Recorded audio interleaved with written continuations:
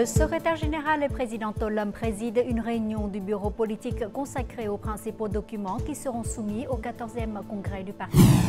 À l'approche des vacances de la fête nationale, les gares routières et ferroviaires ont augmenté le nombre de trains pour répondre à la demande croissante des passagers. Découvrons en fin d'édition les métiers et arts traditionnels de l'ancienne ville de Hoi An, préservés par les jeunes artisans.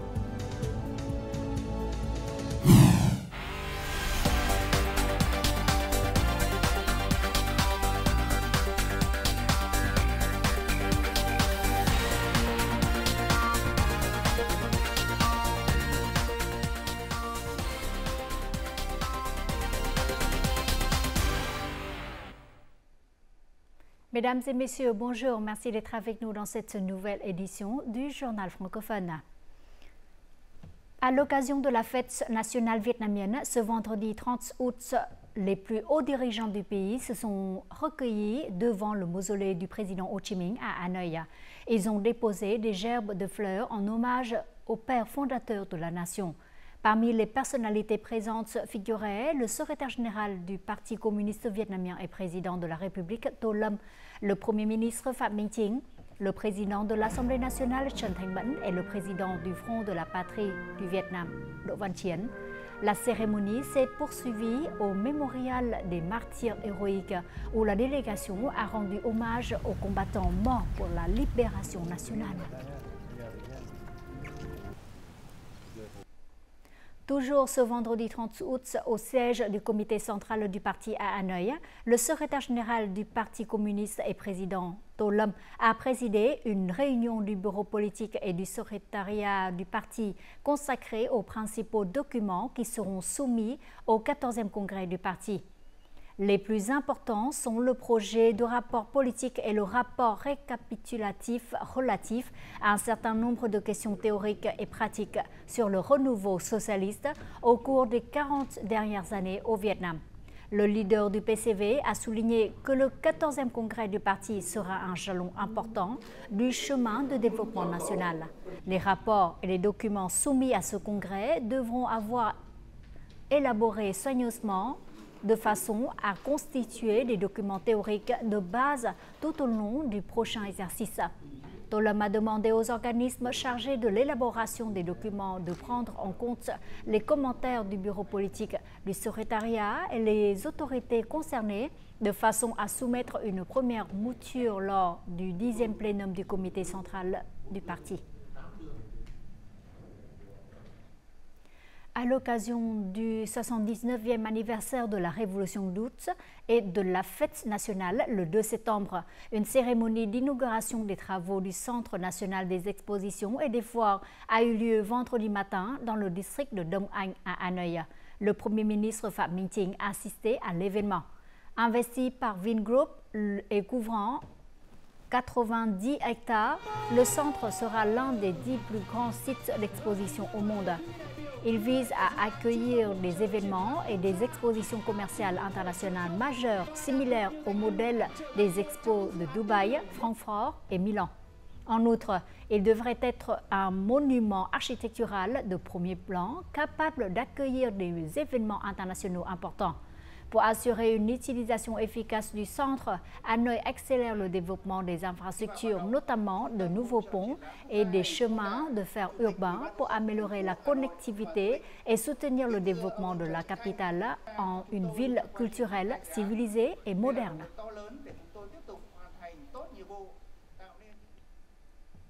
Et toujours à l'occasion de la fête nationale du 2 septembre et du 55e anniversaire du décès du président Ho Chi Minh, qui est aussi le 55e anniversaire de l'exécution de son testament, plusieurs événements sont organisés dans le pays. Tout de suite, en bref et en images.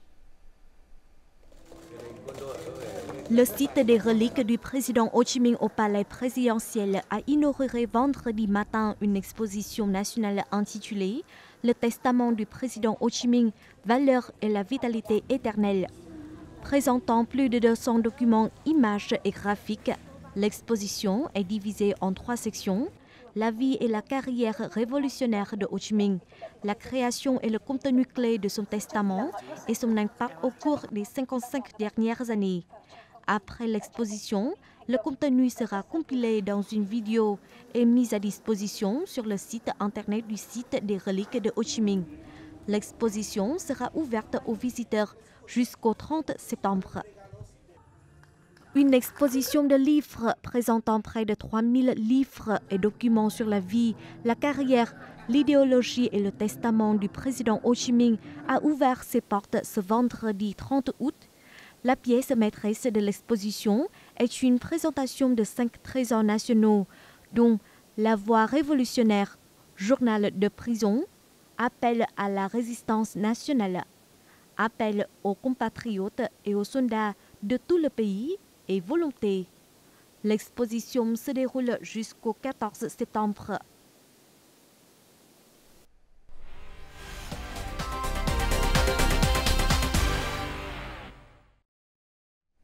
Passons tout de suite aux informations économiques. Les exportations des produits agricoles, forestiers et halieutiques du Vietnam ont totalisé plus de 40 milliards de dollars en 8 mois, soit une augmentation de près de 19% par rapport à la même période de l'année dernière. Rien qu'en août, les exportations de ce secteur ont atteint 5,5 milliards de dollars. Les principaux produits d'exportation ont été les légumes, le riz, les noix de cajou et le café. Les légumes et les fruits arrivant en tête avec environ 4 milliards de dollars.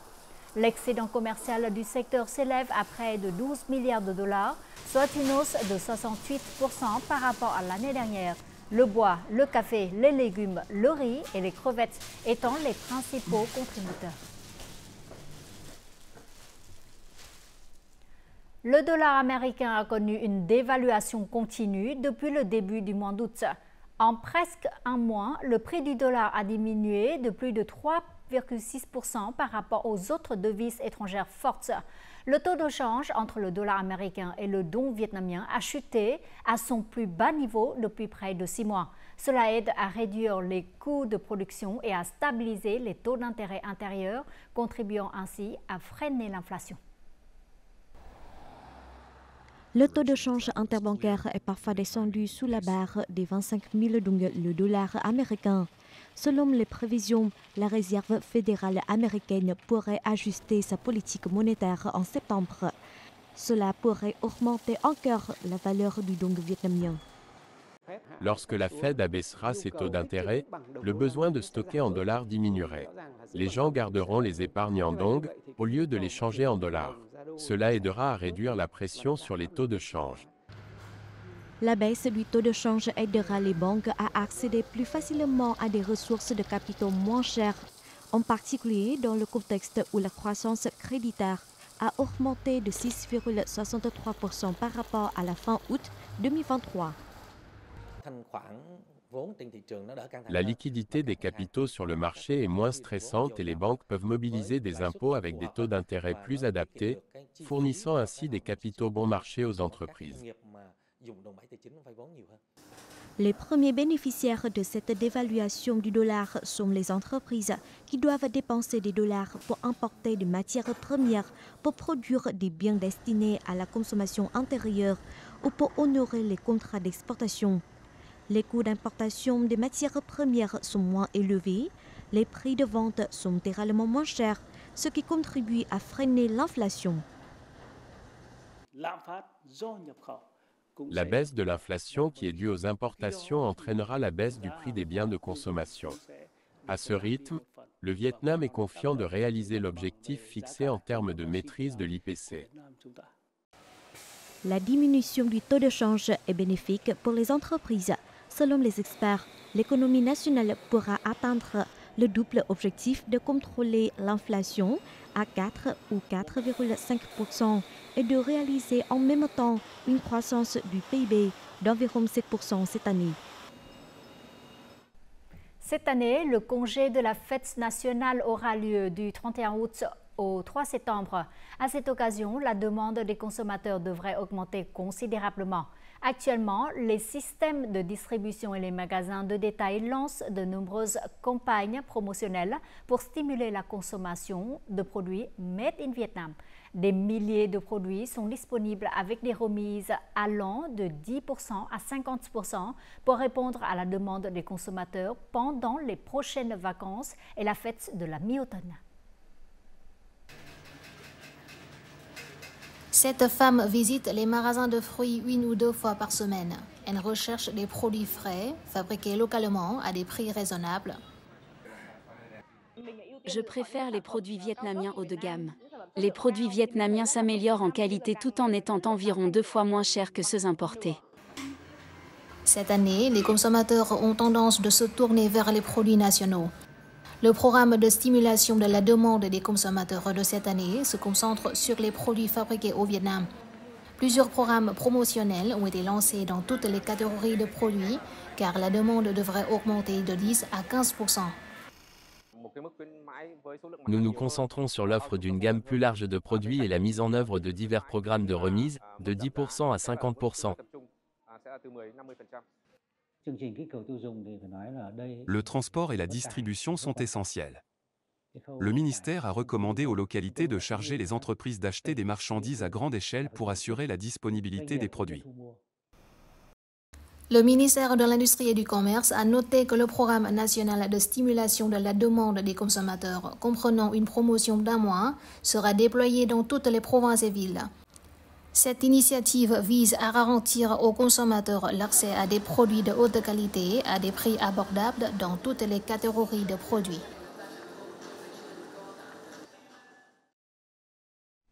Notre journal continue avec les taux de change et l'indice de la bourse du Vietnam pour ce 30 août.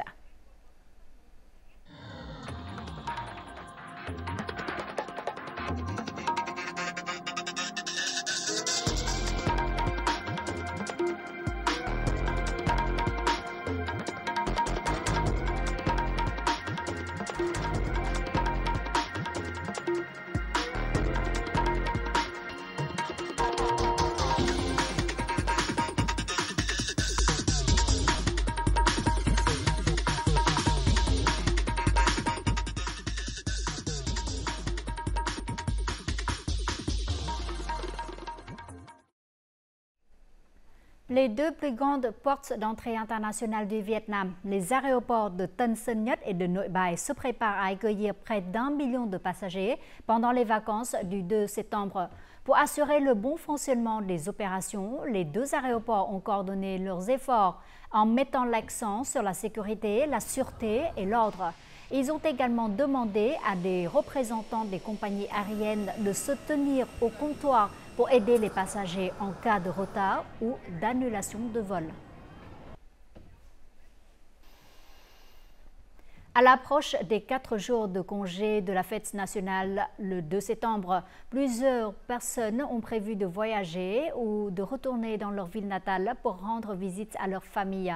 Afin de répondre à la demande croissante des voyages des passagers, les gares routières et ferroviaires ont augmenté le nombre de trains de voyageurs sur ces itinéraires pendant les jours de pointe. Les détails. En raison des inquiétudes concernant les billets de bus et de train pendant la fête nationale, de nombreuses personnes ont réservé leurs billets des mois à l'avance. Phương, une étudiante à Ho Chi Minh Ville, en est un exemple. Depuis le 30 avril, j'avais prévu d'acheter un billet pour rentrer chez moi pour la fête nationale. Je consultais quotidiennement le site de réservation de billets de train, car j'avais peur qu'il soit rapidement épuisé. J'aime beaucoup voyager en train, car c'est propre et confortable. Début juillet, la gare de Saigon a augmenté le nombre de trains, ouvert la vente anticipée des billets sur tous les itinéraires et offert diverses réductions. Nous estimons qu'environ 15 000 billets ont été vendus, soit une augmentation de 10% par rapport à la même période de vacances l'année dernière. La gare routière de Minh Dong devrait accueillir près de 48 000 passagers pendant la fête nationale. Pendant les jours de pointe prévus des 30 et 31 août, la station a ajouté des itinéraires supplémentaires. Le 30 août, nous prévoyons 520 départs pour desservir environ 15 300 passagers. Le lendemain, nous exploiterons 420 bus, desservant environ 11 300 passagers. Nous faisons également de notre mieux pour servir au mieux les passagers pendant les vacances du 2 septembre. Pour assurer la sécurité des passagers, les RER renforcent la surveillance grâce à un système de caméras. Ils se coordonnent avec les autorités pour prévenir les incendies et les explosions. En outre, les RER s'engagent à inspecter régulièrement les ventes de billets et à appliquer strictement les réglementations concernant les augmentations de prix.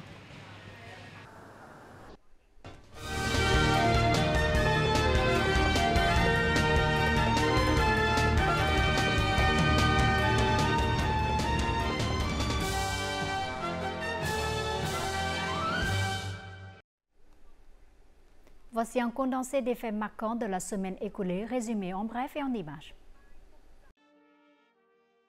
La 8e session extraordinaire de la 15e législature a eu lieu le 26 août à Hanoï, sous l'égide du président de l'Assemblée nationale Chen Thanh-minh, pour examiner les questions liées au personnel. Avec 432 sur 432 voix des députés présentés à la séance, l'Assemblée nationale a approuvé la résolution sur la nomination de Nguyễn Hòa Bình, secrétaire du comité central du parti, de Hồ Đức Phước, ministre des Finances, et de Bùi Thanh Sơn, ministre des Affaires étrangères, au poste de vice-premier ministre pour le mandat 2021-2026. Les élus ont aussi approuvé la résolution sur la nomination de Đỗ Đức Duy, secrétaire du comité du parti de la province de Yên Bái, au poste du ministre des Ressources naturelles et de l'Environnement, ainsi que Nguyễn Hải Ninh, secrétaire du comité du parti de la province de Khánh Hòa, au poste de ministre de la Justice. La même journée, le secrétaire général et président Tô Lâm a officiellement remis les décisions de nomination à 3 nouveaux vice-premiers ministres, ainsi que le ministre des Ressources naturelles et de l'Environnement et de la Justice pour le mandat 2021-2026. Le secrétaire général et président Tô Lâm a reçu le 27 août la présidente du Sénat australien Sue Lines en visite officielle au Vietnam. Le leader du PCV a suggéré aux deux parties d'intensifier les échanges et les contacts à tous les niveaux, déclarant que le Vietnam continuerait à créer des conditions favorables aux entreprises australiennes voulant y investir. La présidente du Sénat australien, pour sa part, a apprécié les contributions de la communauté vietnamienne en Australie au développement de la coopération entre les deux pays. Selon elle, l'Australie considère toujours le Vietnam comme un partenaire important en Asie du Sud-Est. Le 29 août, le Premier ministre Phạm Minh Chính a assisté à l'inauguration de la ligne électrique de 500 kV, circuit 3, reliant Quang Trạch, province de Quảng Bình à Phú Nối, province de Hưng Yên. L'inauguration de cette ligne est destinée à célébrer le 79e anniversaire de la fête nationale, le 2 septembre. Sur des terrains complexes et dans des conditions météorologiques difficiles, les travaux ont été achevés en seulement 6 mois, un délai sans précédent. Ce projet contribuera à assurer la sécurité énergétique nationale en ajoutant environ 30 milliards de kilowattheures d'électricité chaque année. Un symposium commémorant les 55 ans de mise en œuvre du testament du président Ho Chi Minh a eu lieu le 29 août à Hanoï en présence du président de l'Assemblée nationale Chen Thanh-minh. Il visait à honorer les contributions du grand dirigeant et à examiner l'application de son testament. Une centaine d'interventions présentées par les délégués ont affirmé la forte vitalité et les valeurs éternelles du testament de Ho Chi Minh, tout en proposant des solutions pour leur mise en œuvre continue au sein des organes relevant du pouvoir central. Les perspectives économiques du Vietnam sont positives, avec une croissance du PIB supérieure à 6% cette année et à 6,5% au cours des 2 prochaines années. Telle est la prévision dans le dernier rapport de la Banque mondiale publié le 26 août. L'aspect le plus notable des performances économiques récentes du Vietnam est l'augmentation de la production industrielle, qui représente un quart de la croissance du PIB. La croissance du commerce contribue également à la relance progressive de la demande intérieure, notamment des investissements, des services et de la consommation. Par conséquent, la demande intérieure devrait encore s'améliorer au cours du second semestre de cette année, tiré par le renforcement de la confiance des investisseurs et des consommateurs. Le 25 août, le festival du centenaire de la noix de coco à Sire de Chaving s'est officiellement ouvert dans le district de Koke, province de Chaving. Ces noix de coco sont apparues pour la première fois à Koke il y a exactement un siècle. Actuellement, les noix de coco à cire sont transformées en plus de 10 lignes de produits, dont les produits au COP 5 étoiles. Ces produits sont exportés dans le monde entier vers les pays tels que les États-Unis, le Japon, les membres de l'UE et le Canada. Environ 4 500 visiteurs indiens sont attendus pour découvrir les merveilles de la baie d'Along, mais aussi Hanoï et Ninh jusqu'au 7 septembre. Jeudi 29 août, le premier groupe de 1400 touristes indiens est arrivé au port international de Hạ Long avant d'entamer son voyage en croisière à la découverte de la baie. Il s'agit de l'une des plus importantes délégations touristiques indiennes jamais reçues au Vietnam. Pour assurer le confort de ces hôtels, la province de Quảng Ninh a mobilisé 33 navires de croisière et mis l'accent sur la qualité du service.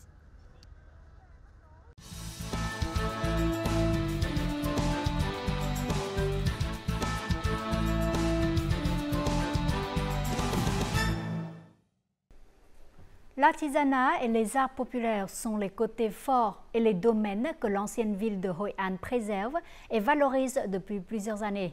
La ville compte 5 villages de métiers traditionnels avec une cinquantaine d'artisanats, dont la menuiserie, la poterie, la fabrication de lanternes, la confection et la maroquinerie. Dans l'espoir de préserver et valoriser ce trésor culturel, plusieurs jeunes de Hội An pratiquent eux-mêmes ces arts traditionnels et les enseignent aux visiteurs. Rencontrons quelques-uns d'entre eux dans le reportage suivant. Niché dans les rues animées de Hội An, Xóm Thủ Công ou le village artisanal n'est pas seulement un lieu de vente des produits artisanaux typiques de Hội An, mais offre également aux visiteurs la chance de découvrir l'artisanat vietnamien d'une manière différente.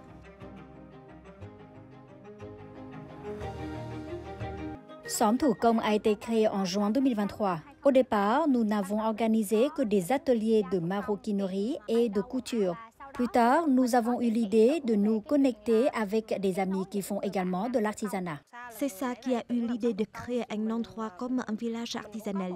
J'avais ma propre marque qui se concentrait sur la confection sur mesure dans le style qui faisait la renommée de Hội An. Ça m'a invité à participer à un marché du week-end. Au début, beaucoup de gens me demandaient pourquoi notre marché n'était ouvert que pendant le week-end. C'est pourquoi j'ai envisagé l'idée d'ouvrir un magasin tous les jours pour que les gens puissent le visiter à tout moment. Organisé à l'origine comme un événement périodique, Xóm Thủ Công s'est progressivement transformé en un établissement plus permanent. En visitant Xóm Thủ Công, les visiteurs sont immédiatement enveloppés par une atmosphère à la fois intemporelle et vivante. L'air est rempli des sons des artisans au travail.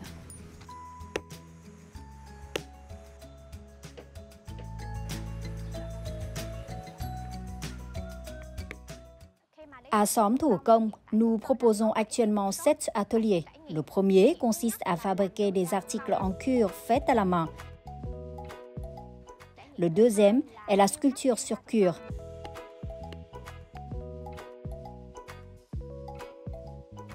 Le troisième consiste à fabriquer et à peindre des masques inspirés du théâtre traditionnel vietnamien. Le quatrième consiste à créer des modèles de costumes traditionnels vietnamiens. Le cinquième consiste à faire du macramé. Le sixième est le crochet. Et le septième consiste à recycler des chutes de tissu. Nos ateliers ne se limitent pas à la fabrication d'un objet. Nous partageons également les histoires qui se cachent derrière chaque objet fait à la main. Par exemple, en ce qui concerne l'artisanat du cuir, nous racontons l'histoire des 100 ans d'histoire de l'artisanat du cuir à Hoi An. Nous disposons également d'un espace d'exposition présentant les anciennes formes de chaussures transmises par nos ancêtres. À Som Thu Kong, certains ont étudié la mode, d'autres perpétuent les métiers traditionnels familiaux. Ils se sont réunis à Som Thu Kong pour ouvrir des ateliers qui accueillent quotidiennement des visiteurs. Certains font du crochet, d'autres brodent, d'autres encore cousent. Les artisans d'ici produisent des superbes articles de mode fait main, perpétuant ainsi le flux culturel de Hoi An. Lorsqu'on lance quelque chose de nouveau, le profit n'est pas la première chose qui vient à l'esprit. Cependant, ce que nous désirons le plus, c'est fabriquer des objets faits à main et les partager avec de nombreuses personnes. Hoi An a vraiment besoin de successeurs qui chérissent cet artisanat traditionnel.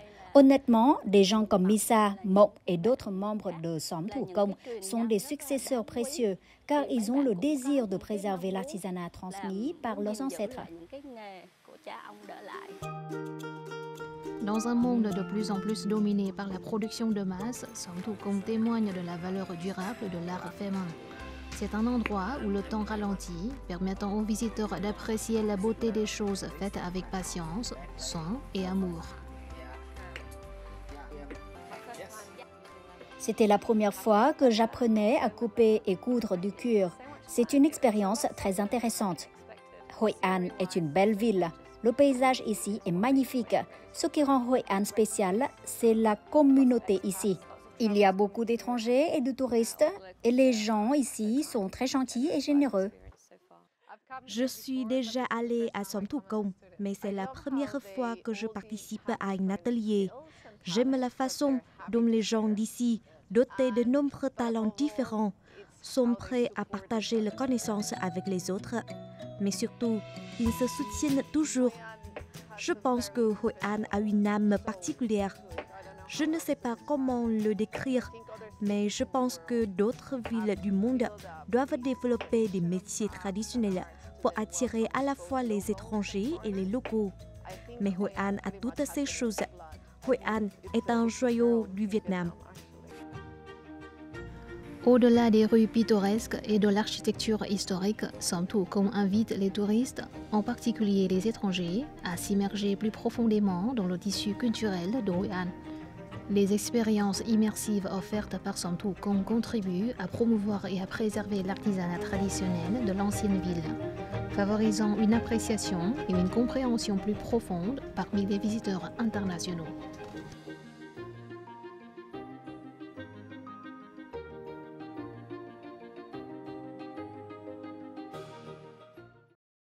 Découvrons les prévisions météo dans les principales villes du Vietnam.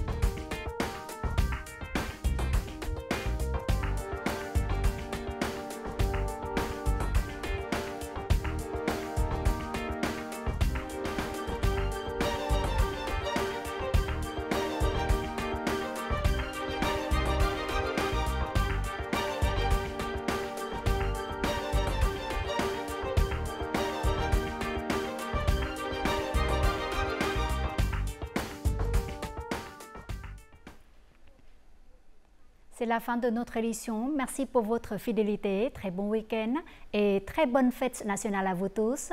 Au revoir et à la prochaine.